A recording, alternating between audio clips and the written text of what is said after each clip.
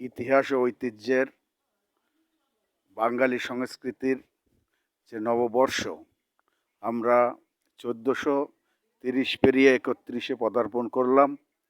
তো আমার যতটুকুন মনে পড়ে, আমরা 1400 সাল বরণ করেছিলাম এবং সূর্য উদয় সূর্য অস্ত, তখন আমি চতুল উচ্চ বিদ্যালয় থেকে এসএসসি পরীক্ষা দেই এবং সেই সময় আমার স্মৃতিটা মনে আছে। আমার প্রধান শিক্ষক অত্যন্ত সাংস্কৃতিক মনা ছিলেন আব্দুল মান্নান মোল্লা, তার নেতৃত্বেই আমরা এই 1400 সাল বরণ এবং সূর্য উদয় এবং সূর্য অস্ত আমরা সেদিন উদযাপন করেছিলাম।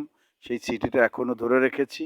তাই বাঙালি ঐতিহ্যের যে সংস্কৃতি, এই সংস্কৃতিকে ধরে রাখার জন্যে আমি পরবর্তী প্রজন্ম যারা আছে তাদের কাছে অনুরোধ রাখবো, এই সংস্কৃতি যাতে আমরা বাঁচিয়ে রাখতে পারি। সেই জারি সারি বাউল, এই